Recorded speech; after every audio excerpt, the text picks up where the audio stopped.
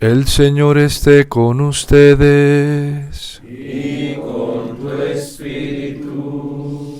Lectura del Santo Evangelio según San Juan.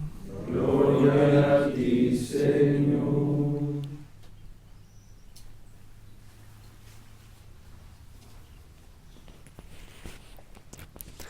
En aquel tiempo dijo Jesús a sus discípulos: Yo soy la vid verdadera y mi Padre es el labrador. A todo sarmiento que no da fruto en mí lo arranca, y a todo el que da fruto lo poda para que dé más fruto. Ustedes ya están limpios por la palabra que les he hablado. Permanezcan en mí y yo en ustedes. Como el sarmiento no puede dar fruto por sí, si no permanece en la vid, así tampoco ustedes si no permanecen en mí. Yo soy la vid, ustedes los sarmientos. El que permanece en mí y yo en él, ese da fruto abundante, porque sin mí no pueden hacer nada. Al que no permanece en mí lo tiran fuera, como el sarmiento, y se seca. Luego los recogen y los echan al fuego y arden. Si permanecen en mí y mis palabras permanecen en ustedes, pidan lo que desean y se realizará. Con esto recibe gloria mi Padre, con que den fruto abundante. Así serán discípulos míos. Palabra del Señor. Gloria a ti, Señor Jesús.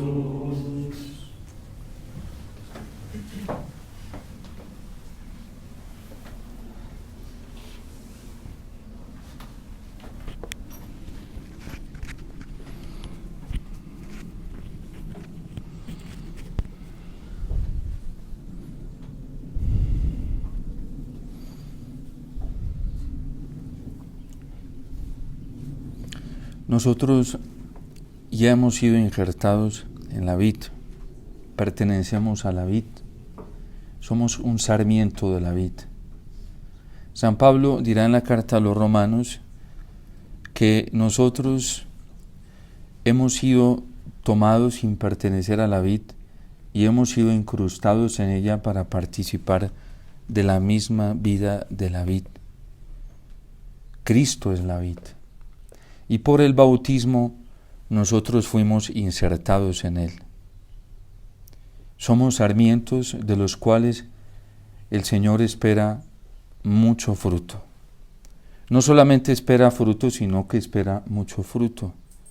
Y el fruto que debe dar todo sarmiento es el fruto de Cristo, el fruto bendito que está en el vientre de la Virgen, que Isabel reconoce cuando la Santísima Virgen María la visita. Bendito el fruto de tu vientre. Y ese fruto bendito es Jesús. Pero para poder dar el fruto que es Jesús, hay que permanecer en el Señor. No basta solo con recibir el bautismo y ser purificados, ser lavados. De hecho, Jesús lo advierte hoy en el Evangelio. Ustedes ya están todos limpios, pero el Padre está esperando mucho más de ustedes. Espera fruto, y el que no produzca fruto, así como fue injertado, así también puede ser cortado. Porque todo sarmiento que no produce fruto se seca, se vuelve estéril y no puede estar unido a la vid. De hecho, San Pablo lo va a advertir en la carta a los Romanos, en el capítulo 11. Dice, si Dios fue capaz a los judíos que hacen parte del olivo original, fue capaz de cortarlos, también es capaz de cortar el olivo silvestre, es capaz de cortar el sarmiento silvestre. De ahí que la responsabilidad de todo cristiano se tiene que enfocar en dar fruto, y nuestro fruto, ya nos lo dijo el Concilio Vaticano en la Lumen Gentium, Dios no espera otro fruto de nosotros más que la santidad. La carta a los Hebreos nos dice que sin santidad nadie puede ver a Dios. Y la misma palabra de Dios, Jesús mismo en las parábolas repetidas veces, nos dice que si no damos fruto y si no producimos santidad, no podremos ver el reino de Dios. Por eso hay que nacer de nuevo y por eso hay que acoger el reino, aquí hay que acoger la palabra de Dios. La responsabilidad que nosotros tenemos como bautizados es muy grande. De hecho, el Señor a través del profeta Ezequiel dice que creerán los demás cuando a través de nosotros o en nosotros vean la santidad de Dios. Reconocerán que soy el Señor cuando por medio de ustedes vean mi santidad. Ese es el fruto que espera el Señor de nosotros. El fruto bendito que produjo el seno de la Virgen, que produjo su corazón. De ahí la insistencia del Señor, lo vamos a escuchar hoy y mañana, en que debemos permanecer en Él. ¿Cuál es el secreto para poder dar el fruto de la santidad? Permanecer en el amor del Señor, no en cualquier amor, y menos hoy. Hoy no se puede permanecer en cualquier tipo de amor porque hay muchos amores. Incluso dentro de la iglesia hay una resignificación del amor y hoy hay orientaciones del amor muy diferentes. Se les llama amor cristiano, pero no tienen nada de amor cristiano. El amor verdadero, el amor cristiano, el amor auténtico es el amor de Cristo. La Constitución Pastoral Gaudium et Spes ya nos dijo que Cristo es el único modelo para el cual nosotros debemos seguir y Cristo es el único parámetro de los criterios para tomar decisiones. Todo el que ha sido bautizado en Cristo no tiene otro parámetro, no tiene otro modelo de criterio más que Cristo. Y por eso permanezcan en mi amor para poder dar fruto. Y deben permanecer en mi amor y permanecer en mi palabra. Un cristiano que no tiene tiempo para escuchar la palabra de Dios, que no sabe lo que dice Cristo, lo que pide Cristo, lo que ordena Cristo, es un cristiano que está en el peligro de estar obedeciendo palabras, órdenes y leyes que no vienen de Dios, e incluso así se las prediquen en nombre de Dios. ¿Cómo vamos a reconocer nosotros que las órdenes, que las leyes, que los criterios vienen de Dios?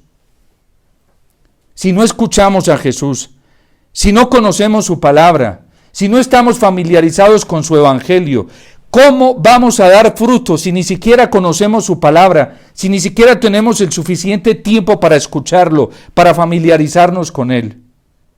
Y quien no tiene tiempo para escuchar a Dios, está teniendo tiempo para escuchar a otros.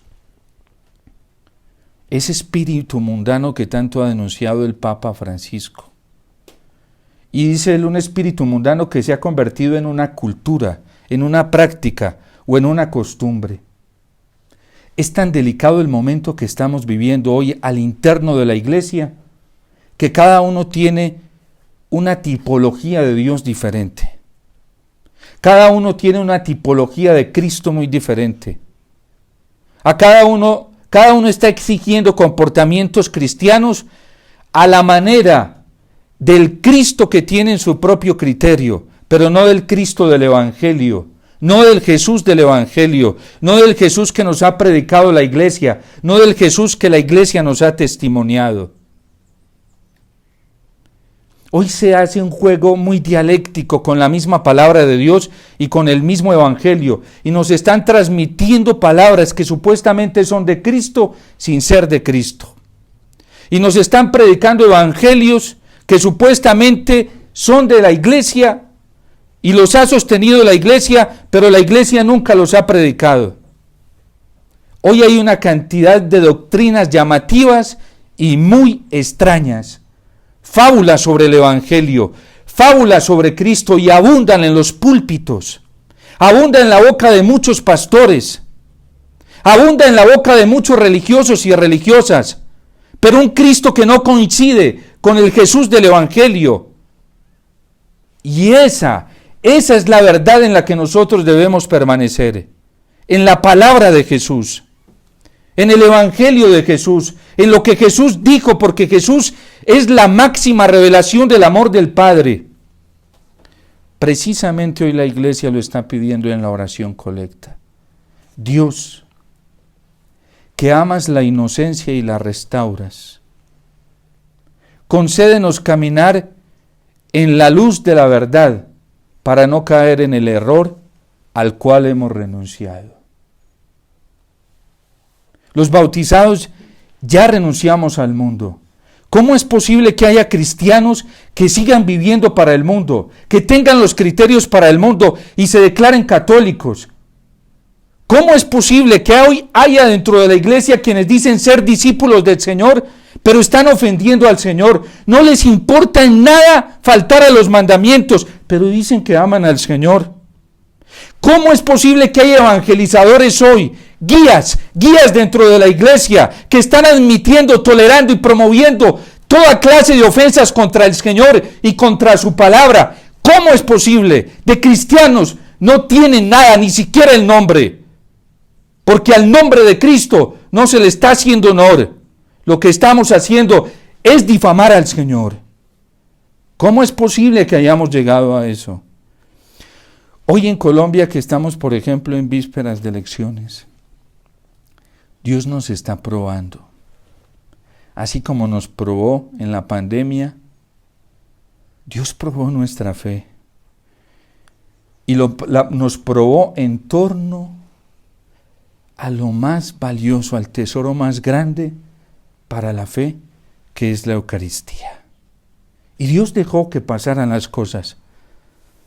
Por eso Él se pregunta, cuando venga el Hijo del Hombre, ¿encontrará fe sobre la tierra? El Hijo del Hombre ya se está manifestando, pero no todos lo están reconociendo, porque no tienen el suficiente grado de fe para reconocerlo. Y por eso en pandemia a muchos no les importó denigrar de la Eucaristía, rebajar el amor a la Eucaristía con tal de proteger su vida o la del otro. No importa, si nos toca sacrificar a Cristo, lo sacrificamos. Y eso que Él es la vida de la iglesia. Y eso que Él es la fuente de amor al prójimo. Y eso que Él es la fuente que promueve la dignidad de la persona humana. Después viene otra prueba. ¿Quién se vacuna y quién no se vacuna? Pero no primaron los criterios de la fe. Primaron otro tipo de criterios. Y ahora en Colombia Dios nos está poniendo a prueba. Vienen las elecciones presidenciales. ¿Cómo es posible que haya católicos? ¿Cómo es posible que haya católicos que solamente estén prefiriendo el bien económico, o el bien político, o el bien social, o el bien cultural, antes que el bien moral?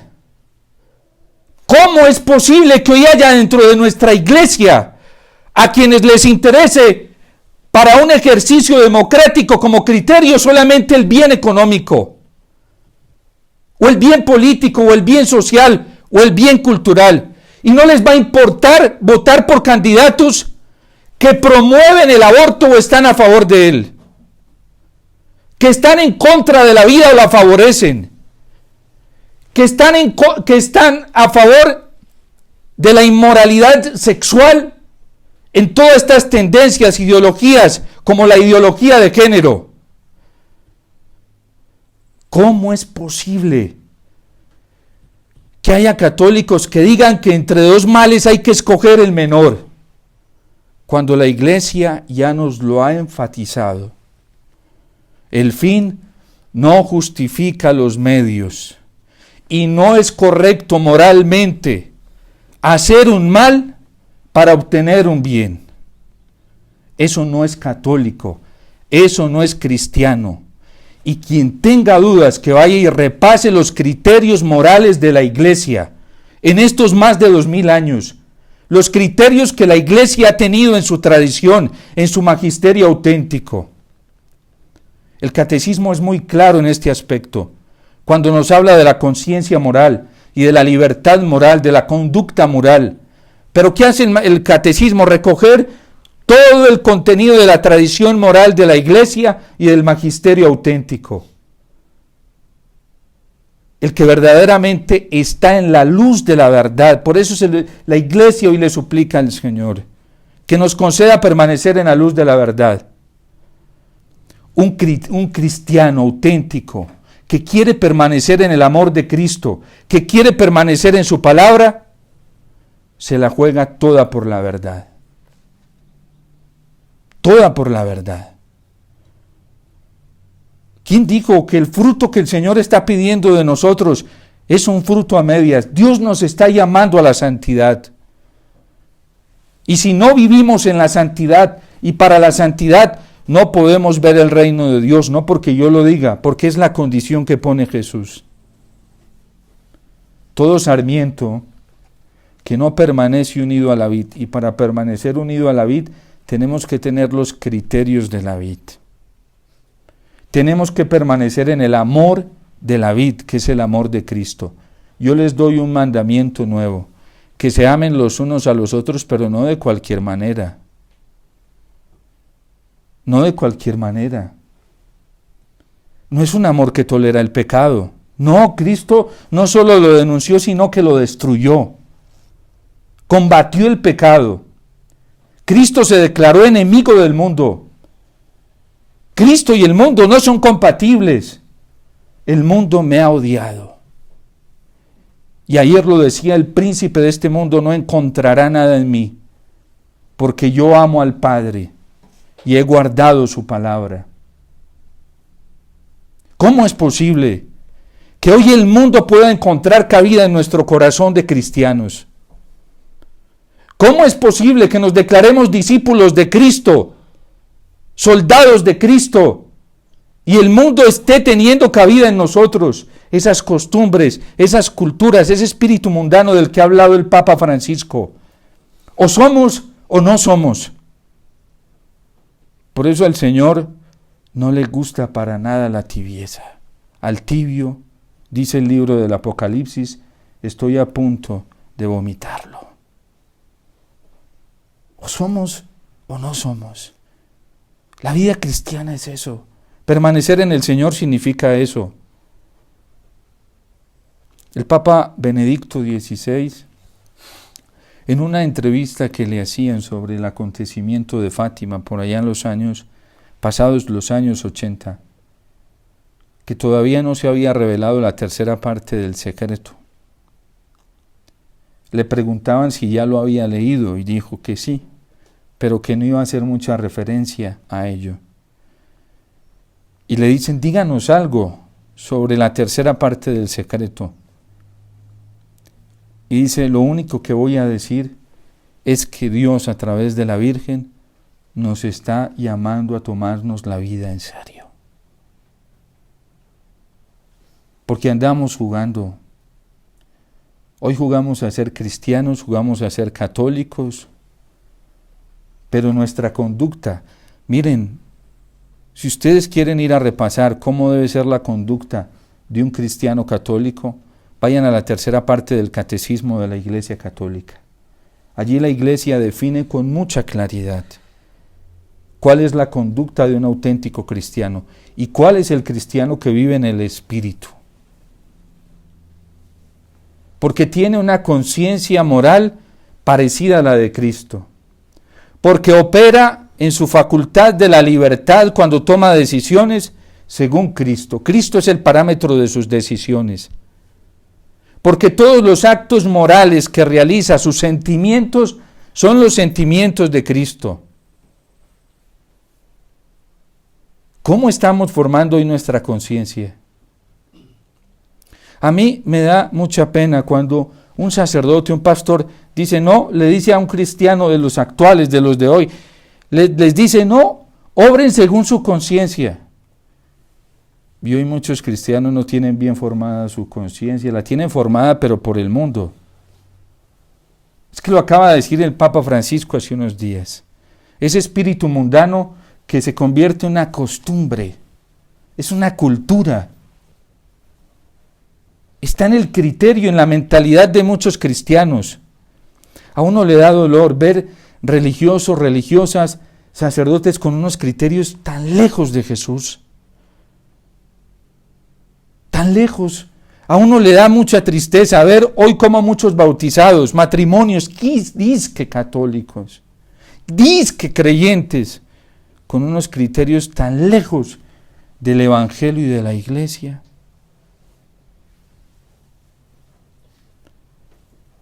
Por eso tenemos que pedirle esto que estamos haciendo hoy, la oración colecta para hoy. Tomamos la misa votiva de San José, pero la que correspondía para el día de hoy. Está pidiendo la Iglesia Universal estar en la luz de la verdad. Y nosotros tenemos que estar en la luz de la verdad. El sarmiento que permanece unido a la vid cumple los mandamientos, cumple el querer de Cristo. El sarmiento que no está de acuerdo con los mandamientos no es de Cristo.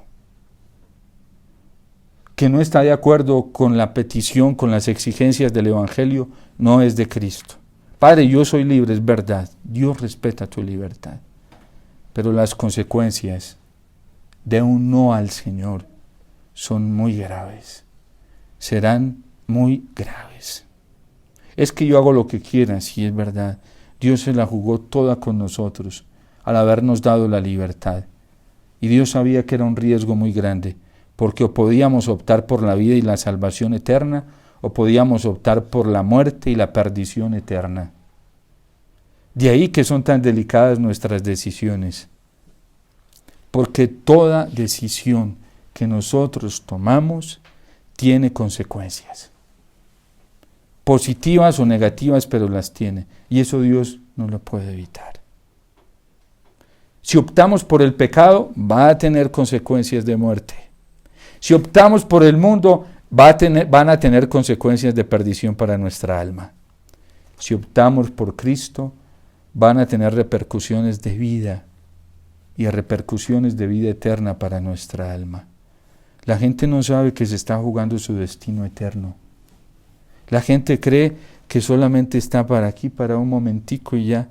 Y lo más tremendo es que muchos hoy en la iglesia estamos alimentando este espíritu mundano en muchos cristianos. Hay gente que le dice a uno: Padre, yo quiero que usted sea mi director espiritual. ¿Para qué quieres que yo sea tu director espiritual? No sé, Padre, para que me ayude a tomar decisiones. Bueno, yo te voy a ayudar a tomar decisiones para la santidad. Para la santidad. La dirección espiritual en la iglesia es para eso, no es para estar entreteniendo gente. No es una terapia psicológica, para eso están los psicólogos. No es una terapia médica, para eso están los médicos. Es para buscar la santidad, para estar más unidos a Cristo. Yo le digo a las personas: yo te ayudo en la dirección espiritual. ¿Tú qué quieres? ¿Quieres ser santo? Sí, Padre. Bueno. Y así voy a direccionar tu vida. Si quieres otra cosa, ve y busca un psicólogo. Si quieres cosas de superación personal, alguien que te esté motivando en esta vida, no, yo te voy a motivar para la vida eterna, para la vida de Cristo, para la vida de santidad. Nosotros no podemos estar entreteniendo a la gente.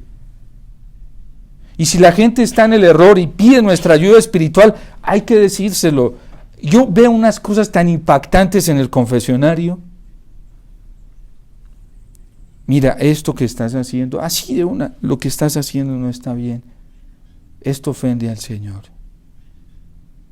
Un señor se me acercó un día y me dice: Padre, estaba confesando y me dijo: hace rato lo estoy mirando y aproveché este espacito que vi que quedó un huequito. Mire, Padre, yo hace 20 años vivo en unión libre, yo era casado, ¿sí? Y quiero hacerle a usted esta pregunta. Porque yo le pregunté, esto ya se lo he preguntado a varios sacerdotes amigos, son amigos míos, muy amigos, ¿sí? Y ellos dicen que no hay problema si yo comulgo así y recibo la comunión, no hay ningún problema. Padre, ¿usted qué piensa? Dígame usted qué piensa. Y le dije: yo no te voy a responder lo que yo pienso, te voy a responder lo que piensa la iglesia. Ahí está, clara, la iglesia es clarísima. Y entonces antes de que yo le cite el catecismo me dice, padre, yo estoy en adulterio, ¿cierto? Y le dije, sí. Sí, mientras estés participando de los elementos propios que son de la vida matrimonial, sí. Porque hasta que la iglesia no diga lo contrario, tú sigues estando casado. Y entonces me dijo, padre, eso quería escuchar. Sabe que aunque me dijeron que podía comulgar, yo nunca lo hice. La gente sabe. ¿Por qué? Porque en la gente opera la ley natural. Tarde que temprano, si es alguien de buena voluntad, lo sabe. Y Dios es tan providente que dijo, padre, yo voy a hacer todo lo posible por enmendar mi camino. Y ahí mismo, tan solo media hora, ya se le habían abierto todas las puertas para empezar un proceso de nulidad en su matrimonio anterior. Cuando queremos ser fieles a Dios, no nos dejemos engañar. Las presiones van a seguir cada vez más fuertes para la toma de decisiones. Y ahora que estamos en vísperas de elecciones, no, nosotros no podemos tolerar en nuestra decisión democrática dar nuestro voto por alguien que esté a favor del aborto, que esté a favor de la eutanasia, que esté a favor de la ideología de género. Padre, pero es que si no, y entonces, al menos para que como iglesia nos dejen evangelizar. No, la iglesia ya está acostumbrada a la persecución. La iglesia sabe que ese es su destino, ser perseguida en este mundo. Si quiere serle fiel al Señor, ¿cómo andamos como Pedro? Esto no te lo ha inspirado mi Padre del cielo, apártate de mí, Satanás. Hay algunos que andan como Pedro, queriendo evitarle al Señor el destino de ir a Jerusalén a morir. Así abundan cristianos en la iglesia. A mí se me acercan y me dicen, padre, bájele al tonito, ¿para qué lo necesitamos más tiempo? No, a mí no me necesitan, necesitan al Señor. Yo no soy indispensable en la obra de evangelización. Dios quiso valerse de mí, ¿por qué quiso? Y si mañana dice Omar, no más, ya Él es el que manda. Nosotros no somos indispensables, no somos dioses. ¿Quién dijo? Otra cosa es que Dios en su infinito amor quiera valerse de algunos. Porque quiere, porque así le parece. Pero si hoy quiere con uno y mañana quiere con otro, esa es su voluntad. Y nosotros nos andamos imponiendo como si fuéramos absolutamente indispensables en la obra de la evangelización. La iglesia, es necesario que la iglesia pase por una purificación. Y en Colombia necesitamos una buena purificación. Porque ya como van las cosas, que en Colombia se haya aprobado la eutanasia, se haya despenalizado el aborto hasta el 6º mes, se esté ya en los contenidos educativos, la perversión sexual más alta, eso quiere decir que ya se pervirtió la fe de muchos católicos en Colombia. Si en Colombia hubiéramos permanecido en el amor de Cristo y en su palabra, no estuviera pasando lo que está pasando. Lo que pasa es que muchos cristianos somos infieles al Señor. Y eso se nota. Entonces es necesario purificar. Si viene purificación para nosotros, la iglesia tiene que ser purificada. Debe ser purificada. Ese fue el destino que... Si a mí me han perseguido, sepan que los perseguirán a ustedes. Les digo estas cosas aún estando con ustedes, para que cuando suceda, no os asustéis. A ver los que estamos preparados, porque nos van a trillar. Nos van a trillar. Y cuando el metal, no sabemos si es oro o no. Ahí es donde nos vamos a dar cuenta si es oro o no. Cuando nos pasen por el fuego a altas temperaturas bien altas. El que es de Cristo va a permanecer. Y va a permanecer feliz. Y va a permanecer en paz. Y va a permanecer con un vigor sobrenatural. El que no es de Jesús, cae. Mi director espiritual siempre me dice algo respecto a esto. Me dice, mijito, mire, A él le tocó toda esa época del Concilio Vaticano II, toda esa transición. A él lo ordenaron antes del Concilio Vaticano II. Mijito, eso cuando vino el Concilio Vaticano II, cogieron al árbol y comenzaron a sacudirlo bien duro. Hijo, y comenzaron a caer sotanas, hábitos cristianos por allí, por allá. Cayeron todas las hojas del árbol que no servían. Las que no servían, eso cayeron. Y me dicen, mijito, por eso son buenas las sacudidas. Por eso son buenas, para que caiga lo que no sirve. El Señor lo dice, ¿sí? Lo está diciendo hoy en su palabra, que el sarmiento que no produce fruto será cortado y arrancado. ¿Y cómo hace ese proceso el Padre? Lo hace a través de las sacudidas, de las pruebas. Y al que produce fruto lo poda también. ¿Qué significa? Que también hay pruebas de dolor para que dé más fruto, porque sin poda no hay posibilidad de que haya mayor florescencia, ¿sí? Entonces, la poda va a pasar, queramos o no queramos, y si la queremos evadir, más duro nos va a dar. Por eso es mejor caminar así detrásito de Jesús a donde Él vaya. Y si en estos momentos Cristo en su iglesia va hacia Jerusalén y va a vivir la pasión, es mejor pegarnos de Él. Porque si nos despegamos y le queremos oír, nos pasa lo de Pedro, que terminó negándolo. Y los otros apóstoles lo dejaron solo. El único que permaneció fue Juan. La trilla es la que dice qué es lo que hay en nuestro corazón. Si el amor es verdadero o no es verdadero.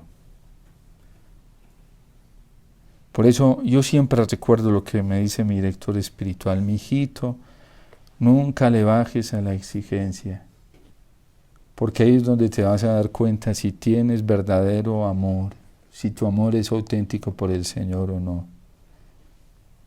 Y Él también me ha hecho el favorcito. Casi 17 años que llevo con Él, y sirve de poda. Entonces, pidámosle al Señor la gracia de permanecer en su amor y en su palabra. Nosotros no estamos llamados a permanecer en ninguna otra palabra, en la del Señor, en la del Evangelio. Eso es lo que la iglesia nos ha enseñado y nos enseña. Quienes son hombres y mujeres de iglesia enseñan esto. Quienes no aman a la iglesia y no les interesa la iglesia, se inventan otras cosas, fábulas bonitas, atractivas.